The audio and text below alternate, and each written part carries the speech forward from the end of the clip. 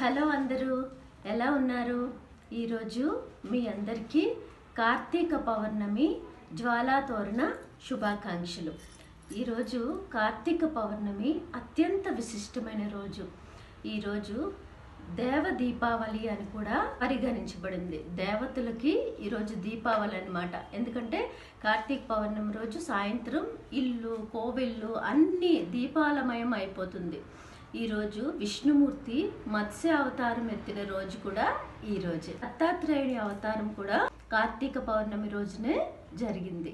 కాబట్టి కార్తీక పౌర్ణమిని త్రిపుర పౌర్ణమి అని కూడా అంటారు. దుర్గాదేవి తులసి మొక్కగా అవతరించింది కూడా ఈ రోజే.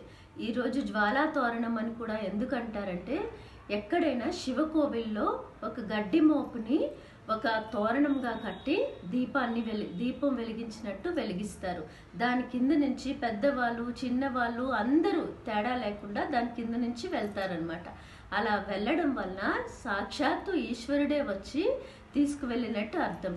తెలిసి తెలియక ఏ తప్పులు పాపాలు చేసిన జ్వాలా తోరణం కింద వెళ్తే ఎంతో విశిష్టత ఉంటుంది. కాబట్టి కార్తీక పౌర్ణమికి మీ అందరూ కూడా మా ఇంట్లో పూజ ఆచారం ఎలా జరుగుతుంది ఏంటి చూసి వీక్షించండి, తరించండి. మాతో పాటు మీ అందరికీ కూడా మా ఇంట్లో దేవుని యొక్క ఆశీస్సులు కలగాలని, మా దేవుని తరపున మీకు కూడా దీవెనలు ఇవ్వాలని కోరుకుంటూ మనస్ఫూర్తిగా కార్తీక పౌర్ణమి శుభాకాంక్షలు. మరి చూసేద్దాం మా ఇంట్లో పూజా విధానం, మా ఆచారాలు ఎలా చేసుకున్నాం ఏంటో చూసేద్దాం రండి.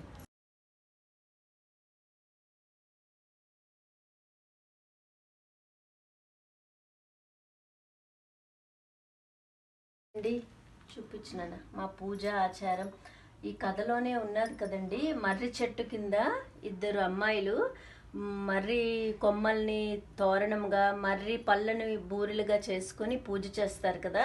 మర్రి కొమ్మని ధాన్యం చెట్టు, మామిడి కొమ్మ, ఉసిరి కొమ్మ, మారేడు కొమ్మ అన్నీ పెట్టుకొని తాంబూలం పెట్టుకొని తోరణం పెట్టుకొని పసుపు వినాయకుడిని చేసుకొని కేదారేశ్వర నోము అండి ఇది. కేదారేశ్వరుడు అంటే శివుడు విష్ణుమూర్తి ఇద్దరికి కలిపిన నోము అనమాట.